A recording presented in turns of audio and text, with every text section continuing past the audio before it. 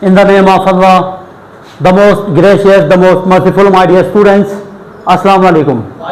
आज की इस क्लास में हम एक अहम क्वेश्चन बोर्ड के हवाले से, जैसे कि हमारे जो है ना क्लास मैट्रिक के मैथमेटिक्स में देखें तो हमने अल्हम्दुलिल्लाह अब तक जितने भी क्वेश्चंस जो हमने बनाए हैं वो इम्पॉर्टेंट क्वेश्चन बनाए हैं। इंशाल्लाह मैं मेरी 2026 मैथ्स के पेपर के लिए मैं एक काम करूँगा, पूरा ना एक प्लेलिस्ट बनाऊँगा जिसमें इम्पॉर्टेंट क्वेश्चन ही होंगे, बेकार क्वेश्चन सारे रिमूव करूँगा, उसमें सिर्फ इम्पॉर्टेंट क्वेश्चन की एक प्लेलिस्ट। बस बच्चे को फॉरवर्ड कर दिया, देखो समझ में आई बात। तो उनमें से एक अहम इम्पॉर्टेंट क्वेश्चन आज आप लोगों को मैं करा रहा हूँ, और से देखिएगा किस तरह करेंगे आप। क्वेश्चन कहाँ से लिया है? मैथ्स की बुक में एक्सरसाइज 18.6 क्वेश्चन नंबर 2, उसमें कहा हुआ है if A ratio B is equal to C ratio D is equal to E ratio F then show that this thing. यानी आपने लेफ्ट हैंड साइड को बराबर लेके आना है किसके? राइट हैंड साइड के। माय डियर स्टूडेंट्स, अब इसको कैसे करेंगे, इसको समझने के लिए हमें यहाँ पे देखना होगा तरीके से। सबसे पहले आपने लेट करना है, यहाँ पे क्या करना है? लेट इस तरह करना है कि देखो, लेट आप इस तरह करेंगे,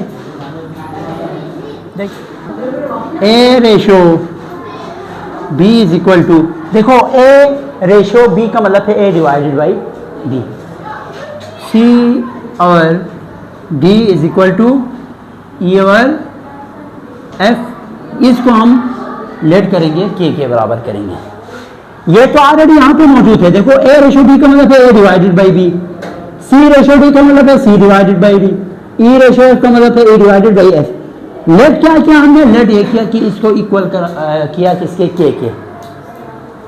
अब अगर मैं थोड़ा सा एक चीज़ यहाँ पे यूँ करूँ कि ए और बी इज इक्वल टू के कॉमा और सी और डी इज इक्वल टू के, ई और कॉमा ई और एफ इज इक्वल टू के। हमने क्या किया?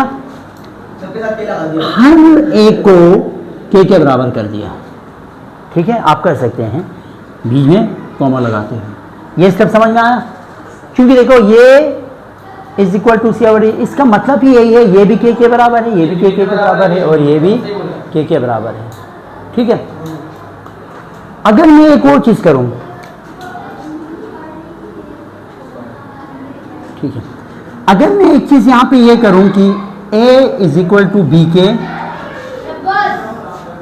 ठीक है, comma c is equal to d k और e is equal to f के।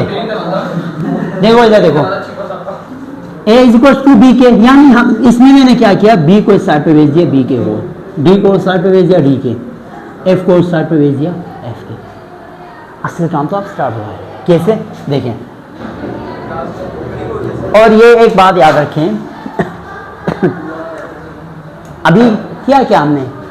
ये वाले टर्म को ले लिया और एक तरह से एक इक्वेशन बनाई। अगर मैं यूं कहूं आप लोगों को, एक तरह से मैंने ए की वैल्यू, सी की वैल्यू और ई की वैल्यू निकाली। क्लियर है बात? अब मैं क्या करूंगा?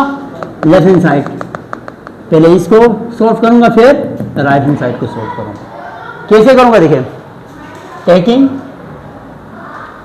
Taking left hand side. Left hand side में क्या है? देखो पूरा एक दफा लिखना पड़ेगा आपको, लाजमी लिखेंगे आप। A four b square plus e square plus a square e square minus e four f divided by B6 minus f square, f power 5। अब हमने क्या करना है? जहां ए नजर आए बी के पुट करना है, सी नजर आए डी के पुट करना है, ई नजर आए एफ के पुट करना है। यहाँ ए है तो क्या पुट करेंगे आप? अब ए के ऊपर पावर क्या है? 4 है ना। आप बी के और के दोनों के ऊपर पावर क्या रखेंगे? 4 प्लस ए की जगह क्या रखेंगे? बी के, बी की स्क्वायर के की स्क्वायर, ई की जगह आप क्या रखेंगे? एफ की स्क्वायर और के की स्क्वायर माइनस ई की जगह क्या रखेंगे? एफ की स्क्वायर के की स्क्वायर समझ में आई बात। और यहाँ पे एफ है, एफ के लिए कोई वैल्यू नहीं है तो एफ ऐसे ही लिखना पड़ेगा आपको। समझ में आई बात। किस पे? पहले में बी है, बी के लिए कोई वैल्यू नहीं है ना, तो बी स्क्वायर ऐसे ही लिखेंगे। समझ में आई बात। Divided by b. देखो A4 की जगह पे हमने क्या पुट कर दिया, B4 और K4, ए के ऊपर पावर 4 था ना, बाकी बी स्क्वायर ऐसे ही रखा हमने, कोई शेरवानी नहीं, ठीक है। प्लस ए की जगह पे बी स्क्वायर के स्क्वायर, ई की जगह पे एफ स्क्वायर के स्क्वायर, यहाँ से वैल्यू उठा के यहाँ पे रखा, और ई की जगह पे एफ स्क्वायर और के स्क्वायर। एक मिनट, ई की जगह यहाँ पे 4 है ना, ई की जगह क्या है, F4 और K4, यानी जो यहाँ पावर होगा वही आप वैल्यू के ऊपर भी रखेंगे। समझ आएगा। और यहाँ पे नीचे b का हमारे पास कोई वैल्यू नहीं है, B6 plus b square, F की भी कोई वैल्यू नहीं है, माइनस F5, कोई मसला नहीं है। अब देखो इन सब में से यहाँ पे देखो B4 बी स्क्वायर, अगर मैं B6 लिखूँ किसी को एतराज़ है, 4 पे 2 प्लस करो तो पावर 6, और K4 एज इट इज आएगा, बीच में प्लस, यहाँ पे बी स्क्वायर एफ स्क्वायर, अच्छा हाँ, बी स्क्वायर एफ स्क्वायर के की पावर 4, एतराज़ नहीं है, एफ के ऊपर 4 और एफ की पावर क्या हुआ 5 और के 4, डिवाइडेड बाई क्या आया नीचे, B6 plus b square f square minus F5। यहां से मैं K4 कॉमन लेता हूं तो अंदर क्या बचेगा, B6 plus b square f square minus f power 5, divided by नीचे क्या आया, b square plus b square f square, B6 है, अच्छा माइनस एफ की पावर 5। अगर मैं इस पूरे को और इस पूरे को कैंसिल करूं, है किसी का एतराज, सेम है, ठीक है। हाँ ये पूरा दोनों टर्म इसीलिए तो हमने किया है, तो के की पावर क्या आया 4, लेफ्ट हैंड साइड की वैल्यू क्या आई 4। अब हम क्या करेंगे, राइट हैंड साइड, यहाँ पे कर रहा हूँ ना, अब नाउ नहीं ये करो फिर खत्म हो, ये राइट हैंड साइड बहुत आसान है। नाउ राइट हैंड साइड में आपके पास क्या है, A4 और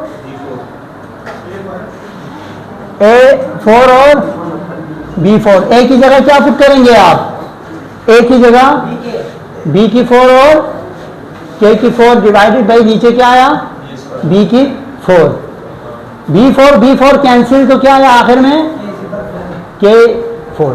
राइट हैंड साइड की वैल्यू क्या आई K4, लेफ्ट हैंड साइड की वैल्यू क्या आई K4। एक जुमला लिखे खूबसूरत सा, as left hand side is equal to right hand side hands